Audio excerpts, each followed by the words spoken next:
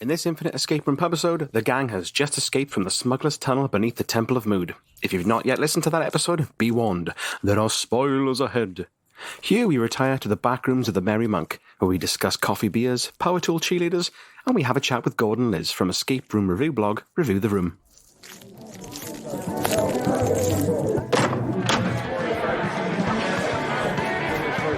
Okay, so here we are sitting in the backroom speakeasy behind the Merry Monk pub, where entry requires you to wear a plain robe and nothing else. Taking a quick break after our escape from the beer smuggler's tunnel beneath the temple to have a drink and a chat about the room, what we just did. But first, it's my round, so who's drinking what? I'm Aladan. I am drinking Sublime Lime Coke. Sublime Lime Coke? Sublime Lime Coke. What is Sublime? Is that a beery thing, or is it? It's a word on the bottle. Is it a boozy lime Coke or a soft lime Coke? It is a soft lime Coke. Ah, you deceived me. I assumed that was some sort of cocktail. No, genuinely, it is what I'm reading off the bottle now. It says Sublime Lime Diet Coke. Sorry, apologies. False advertising at it. I know. How is it? I'm not a big fan of the citrus drinks, but how is that? I'm trying to replicate our childhood when you could buy lemon Coke, and that was amazing. Lemon Coke. I love lemon Coke. Oh, God. But they don't make it anymore, or at least I can't find it. So I found lime Coke, and I thought it's going to be the nearest substitute, and I'm enjoying it. I'm Liz, and I am drinking Bloody Bring It On. Ooh, what's that?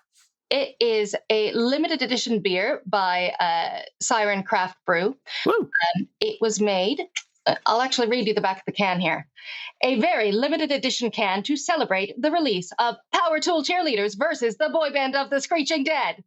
Our beer is the ideal refreshment next time you run into a screeching gang of zombies. Slightly tart, full of fruit, and dangerously drinkable. It pours bloody pink, and it tastes bloody delicious. Power Tool Cheerleaders versus the boy band of the Screeching Dead. That sounds familiar. I wonder why that sounds so familiar to me. I couldn't think why. Maybe we'll get into it later. I'm Gordon, and I'm drinking Santo by Siren because Liz seems to buy their stuff in bulk. So it was the first beer I grabbed from the fridge. It is also delicious. I still haven't tried any Siren Brewery stuff, because when Deadlocked did the Cypstress for the collaboration with Siren, like, that was in my brain. I was like, this sounds delicious, but it's very far away, and I can't get my hands on it because they don't sell it where I live. So one They day, sell it online. Yeah, they ship it. I can't get into the business of buying beer on the internet. That's a slippery slope for me.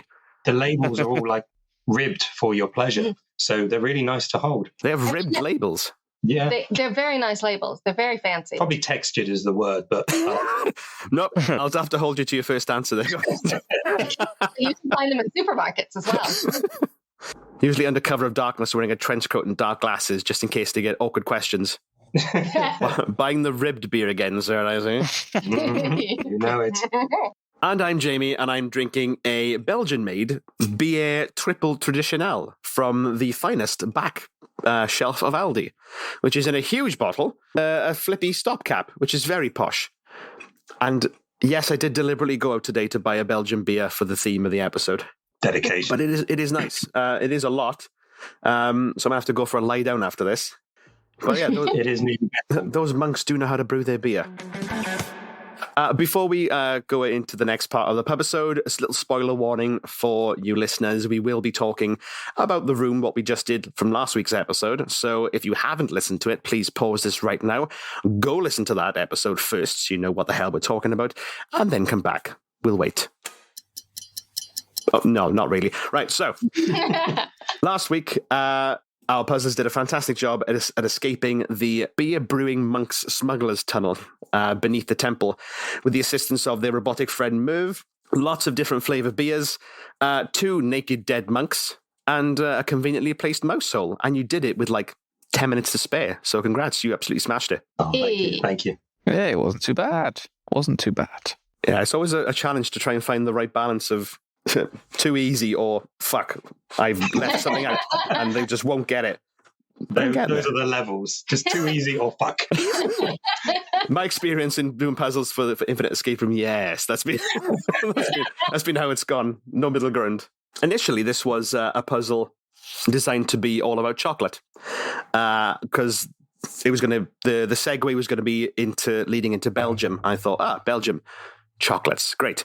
So all the different flavors on the walls that you ended up constructing, coffee, mint, cherry, chili, those are all flavors of chocolates.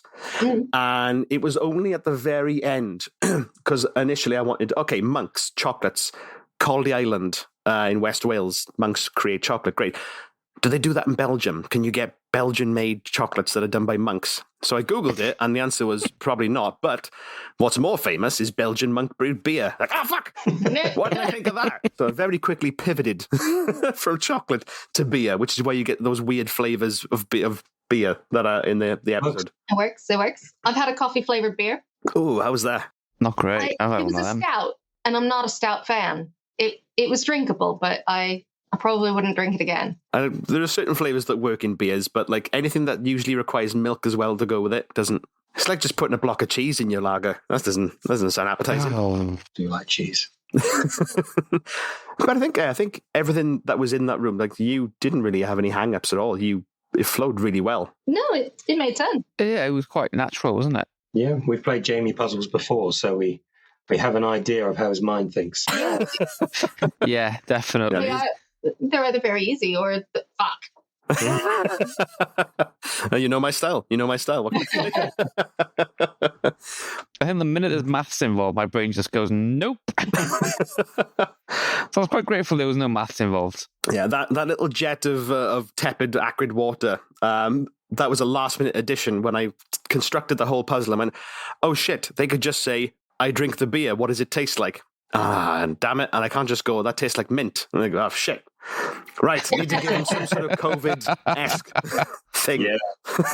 You can't tell no, because that was the most thing we wanted to do was taste the beer. Yeah, it was also a bit of a gamble as to whether if you drank that Rochefort one first, the shrinking one. I didn't really have a backup for what was supposed to happen if you drank that without doing the rest of the puzzle. So I'm glad that didn't happen, otherwise it would have been up shit creek a little bit.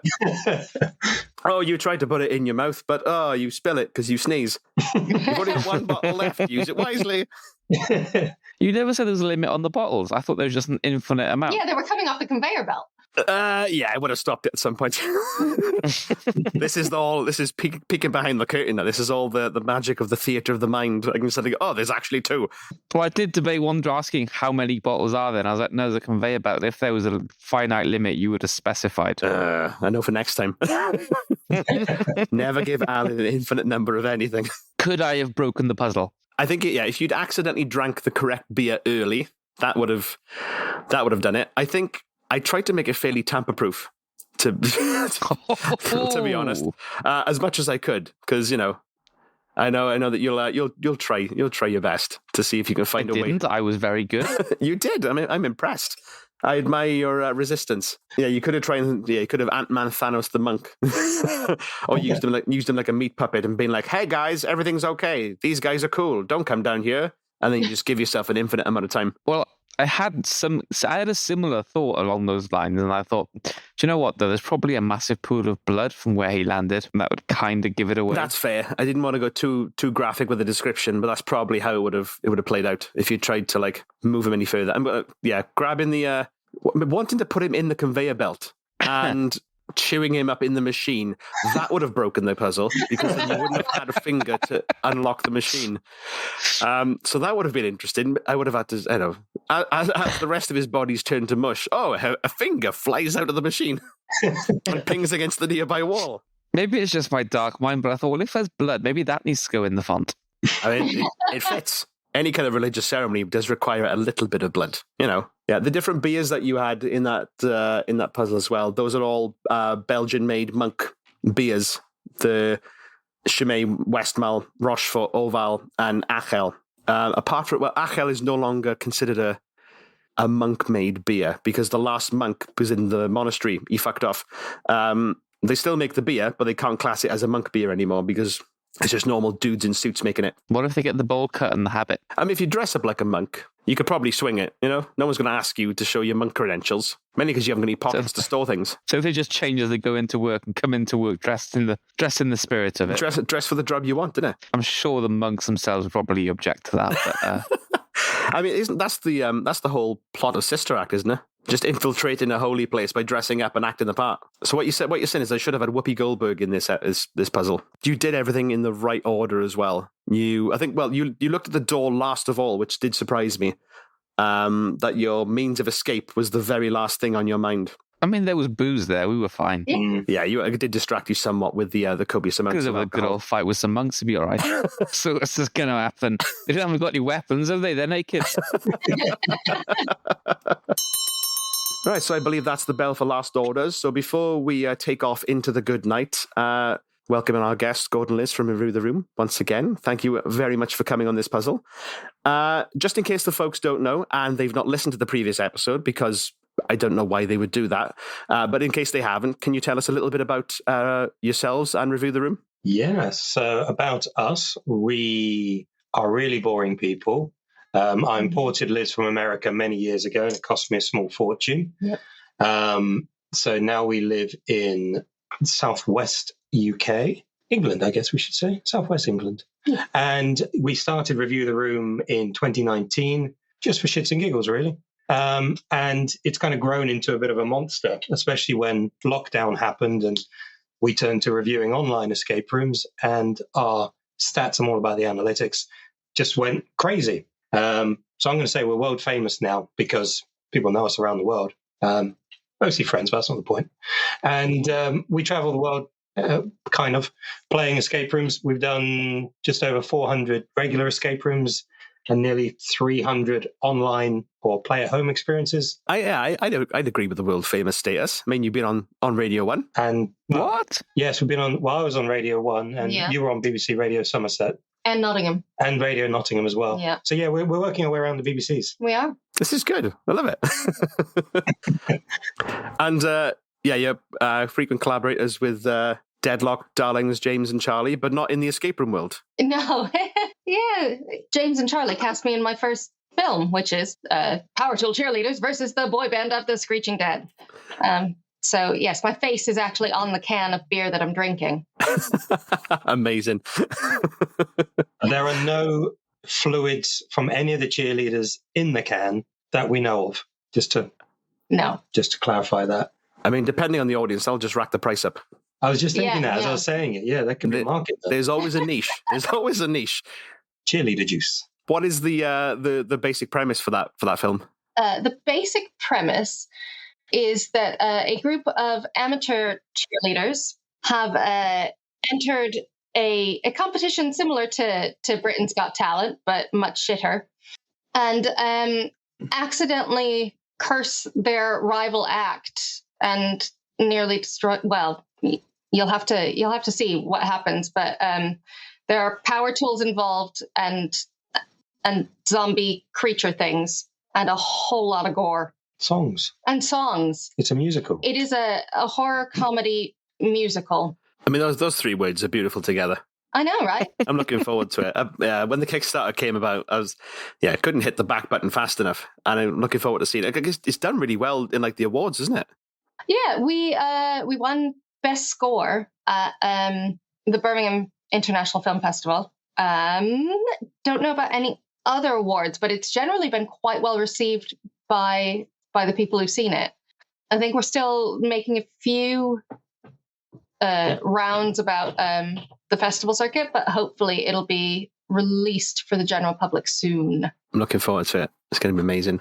So what is your escape room origin story? What was the first experience that you had with a thing that led you to go, oh shit, this is amazing, I want to do this all the time? We got invited to an escape room with a couple of friends who had played a few. And we didn't know much about it, but we thought we'd go along. So we went and we played Secret Studio in London. That was our first ever escape room. And it was wonderful, but we weren't hooked. We enjoyed it. But it was probably, a few weeks, months until we played another one? I think it was a few months until we played another one. And that one did not go well. There was errors. It was broken. It was broken. Oh, dear. And poorly handled. We did not like it. And I think it was 6 months after that one when we finally gave them another go. And then we were like, actually, this is really good fun. We would only play as a team of 4 or 5 normally, so we'd have to wait for them. And then one day we're like, you know what, let's try it as a team of 2. So we played at Clue Adventures in London, where they have games dedicated for 2 players only. And it did not end in divorce Or murder. Or murder or stabbing. And we're like, okay, let's do this. And now it's been just a slippery slope to death ever since. Yep. I can imagine. Yeah, so what is your escape room body count? Because I know everyone tallies up their rooms. The exact number, I think, is 408-ish. Is that it? I don't know. I felt like it was 430, but No, it's not 430. My brain is broken. It's about 400 and something of in-life real rooms, and then about 300 online play-at-home games. Jesus. Like I said, That's incredible. That's a lot. So That is a heck of a lot. So imagine when you go to an escape room and the GM's there going, hey guys, any of you played an escape room before? You're just like, No. a few. That's pretty much what we do. Once I accidentally went 3 or 400. This seems shaking a little bit. Oh no, we got pros in.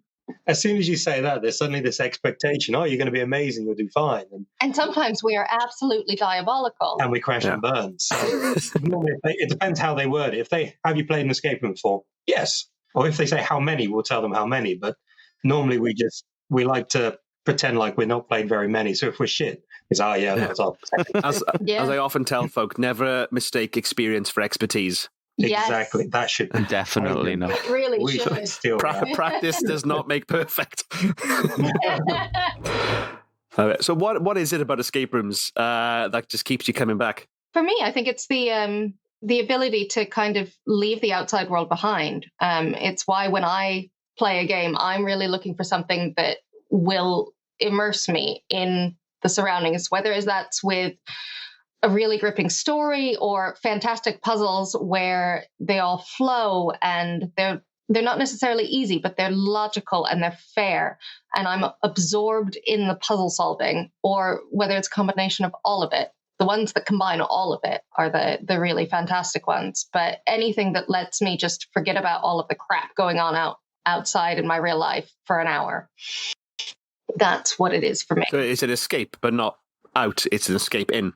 Exactly. I like it. What about you, God? To be honest, it sounds cliche, but it's exactly that. It's the escape. It's the escape from the real world. That for that 60 minutes or 24 minutes, if you could, Humble brag. Yeah. How many records have you set? we gave up counting a while ago. But yeah, for that 60 minutes, you can just escape the world and all of your troubles, whatever they might be. You just forget about them. You focus on the task ahead of you. And it's a wonderful way to spend an hour or more. I love locking my phone in a locker. I love it. It gets really annoying when they're like, oh, you should have used your phone for a torch. Oh, God, yeah. Should have put a torch in here because I locked my phone in the locker. Immerse me. Exactly. Yeah. It's an Aztec temple. It's meant to be 1543. I don't have a mobile phone, sir. Exactly. There'd be no Yeah, signal. I've come in dressed as a Spanish conquistador specifically for this room. How dare you? I really could imagine you doing that. It's a very bad habit that I have, that if I see any item of clothing or costume in an escape room, I am the first person to wear that thing, even if it's integral to the puzzle, which has really bitten me in the ass on several occasions. 30 minutes scrambling to find the first clue, going, this room is absolute shit. And then the GM goes, take off the hat. It's my fault. Okay. I really want to ask you what your favorite room is. Do you have one? You don't have to answer. I think we probably do, and I think it's going to be the same one. Oh, okay. Well, interesting. Or maybe not. No? Maybe? Well, I can say what mine. yes, you say yours. Mine is, I'm not a huge fan of horror escape rooms because, they don't really, not going to say they don't scare me because that's stupid, because then someone's going to make me shit myself when I next play one. But they don't really affect me like other people, I guess. I don't buy into it too much. But we played Chapel and Catacombs in Athens by Lockhill, and it's recently been rated number 1 in the world on the Topeka Awards. And it was just a bonkers experience. It was huge location. I've no idea how many live actors are in there, but every time you turned a bloody corner, there was someone there. Jesus. And it was just an incredible and just so much fun the whole way through. So that's probably my favorite in general in the world, and I'm just going to keep talking now. But in the UK, I think probably my favorite in the UK would probably be Wunderwaffe Project Quartz by Escapement in Broadstairs. Just next level stuff. It was I've incredible. heard so many good things about Escapement. Yeah, you need to One day when I'm able to breach the M4 and the Prince of Wales Bridge into the land outside of Wales, then I will make my way east. There's a land outside of Wales. Apparently. Why did you want to leave Wales? There's more escape rooms there, Alan. There's not that many in Wales. I've tried looking for them. Or is Wales as a country an escape room? I mean, that's a good point. And the fact you used to have to pay to get back in kind of said it already, didn't it? But, yeah, Liz, what's your favourite? Actually, I love both of the games that Gordon mentioned. I absolutely love them. They are absolutely fantastic. But I actually preferred Lockhill's third game, which was the Sanatorium on Midnight Mode. I have never been so terrified in my life. I actually noped out a window to get away from something chasing me and ran around a courtyard because I didn't want to do it. And that was the best thing about that room. Was before we even went in, our game got delayed. We had to wait in the waiting room because a team before us, someone had buggered up their leg trying to run away from something and just. So this sets the tone really well. Yeah. And again, in the UK, absolutely love Quartz, but Atlantis by the Escapement was my preferred. Same venue. Yeah, same venue, same company. So two excellent games. And on the flip side then, so if, say, one of our listeners decided to come to the UK specifically for an escape room jolly, which part of the UK would you point them towards? Is it London, or is there somewhere outside of London that's like the hot escape scene as far as you're concerned? There are good games in London, but as an escape room destination, I don't think London is that. I think Kent has got a ridiculous amount of great games. But then you'd have to be willing to drive or catch the trains between all of the various towns that house these great games. If you're looking for just a UK city with a number of excellent games, probably Nottingham. Yeah, Nottingham. Reading also has got. Yeah, Reading's got a. But Nottingham seems to have a very large concentration of top quality games and more which are being produced. I know there's Judge's Emporium, which we've been waiting for a long time by the people behind Cave Escape. And that's a very exciting game, I'm sure. Love it. Have either of you been tempted to breach the divide and go from escape room players into makers, puzzle creators, sort of going into that design aspect? Liz actually made me a birthday escape room a couple of years ago. I did a Christmas one too. Did you? Yeah. Yeah, it was memorable. Like most Christmas games, it was absolutely shite. Yeah, I can't remember it. Yeah, Liz has made those. But I mean, we've talked about it. We've got somewhere around here, we've got a little notebook where I jot down puzzle ideas and stuff. But I don't know. I mean, I've seen like Amy from Wirral Escape Room. She started off as an enthusiast, and then she started a blog, Bit of an Escape Habit. And then she started her own company, Wirral Escape Rooms, and she's done a great game. And I think her story is fascinating. But I don't know. I think unless I could make it world class, I would feel like it was just not worth doing. And I don't think I could do it justice. And I mean, you, Jamie, coming up with this infinite escape room puzzle stuff today, I don't know where the hell your brain is. I don't know how you think of this stuff.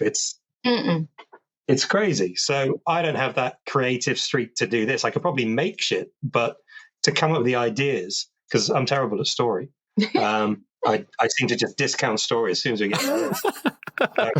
I like the idea, but I don't see it happening anytime soon. No. I get it. So like, if you're in the escape room and the GM's like, the year is 1472, and you're like, just yeah, rifling into the drawers already. Just get to the fucking end. Start the timer. Come on. I hear the key points. So 1472, right? That could be a code something. So I take that, and then we're playing something, and we'll get to the end of the game, and Liz will say, "Oh, so this was this, and this." I was like, "I didn't see any of that." Too focused. We played a game in Athens, and it was very much a horror game. And we were with James and Charlie from Deadlocked on that one, and there was Liz, James, Charlie, and myself all hunkering together. And I was trying to get something down from a ceiling to solve a puzzle. And they're all screaming around me like, shut up, I'm just trying to get this down. And apparently there was some crazy shit going on behind me. It was absolutely bonkers. Which we've never seen before, and I still haven't.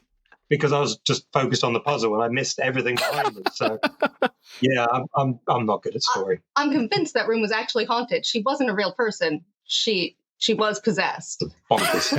It was basically a room based on The Exorcist. So everything you see in the movie, Oh, wow. basically happened in the escape Oh, wow. room. Like all the crazy shit. All the crazy shit. Oh, damn. I'm thinking of some pretty crazy shit. Yeah, it got very awkward when she was on the bed doing it. I was going to say, is this a puzzle? Yeah, we missed out on the pea green vomit, but other than that, all the crazy Oh shit. God, let me just borrow that. Let me just borrow that cross for a second. You don't stop. Yeah. That's a health and safety risk. Is there, having done so many escape rooms, is there one theme that you see being reused time and time again that really doesn't seem to work? Whether it's an aspect or a puzzle or a logic find, like a part of the escape room that every time you see it come up, you go, oh, not this again. See, I thought you were going a different way with that question. I thought you were going to say a theme you don't like, but I mean, a puzzle type that I hate are those fucking slidey puzzles. Oh, where God, you yeah. like a 3x3 grid and you've got to. We did a game in. I'm not going to say where it was. We did a game in the UK, in the South UK, and they had a slidey puzzle. And Liz spent 25 minutes on that puzzle while I solved everything else in the room. I loved it. Yeah. So much. I was not a fan. Yeah, so those slidey puzzles, we see those and they can disappear. I would argue that they're not a puzzle. No, they're just an annoyance. And anything that sort of makes my brain work like that, like when you see tangrams or something like that, my brain doesn't compute how to put this together. But on the flip side of that, just to answer my own question I'm creating, we played another room and it arguably had magic in it. I later found out it's just science, but it was wonderful. Something called a Pythagoras cup. Oh, yeah. Those things. Don't understand it. Incredible. It was add more water to get rid of the water. So cool. The fact that someone used that in an escape room, that's amazing. Yeah, that's pretty clever. It was really cool. And I did at the time, I didn't know how it worked. And to be honest, I only found out and read it the other day. But up until that point, I was convinced it was magic. What's the difference in the end? You know? That's true. Reddit, I suppose, is the difference because you get some smart ass going, actually, it's science. I can prove it. With the experience that you've had, for you, what makes the difference between a good room and an amazing room? I think it's like Liz touched upon earlier, it's the immersion. So it's taking everything to make you feel immersed. So if you're in a game and I guess we'll go back to Jamie's world, you're in an Egyptian tomb. And yeah, the sand on the floor, you found a nice hat to wear. And then, oh shit, I'm a bit stuck on this puzzle. And they say, okay, we'll just shout through the wall or we'll give you a walkie-talkie. But don't forget, you're a mummy. It just ruins it. But when you go somewhere and the puzzles feel like part of the theme and it's just part of the narrative and the clues coming in feel organic and just like they're part of the experience. I love a puzzle that doesn't feel like a puzzle. I want to be Nicolas Cage. Who doesn't? Searching for finding a map on the back of the Declaration of Independence. That is what I want. I want it to feel like it's not a puzzle. And that's why we can't go back to Washington, D.C. Yeah. Every time. Got to steal the Declaration of Independence. Yeah. Bring the lemons. Oh, God, she's back. This is why she was extradited in the first place. Exactly. Wait, does that mean that you're a sleeper agent for the CIA, just to distract her from the Declaration of Independence? Well, now your Infinite Escape Room podcast is going to get flagged. So Well done, Jamie. Well done. You heard it nice first. We're now a conspiracy podcast.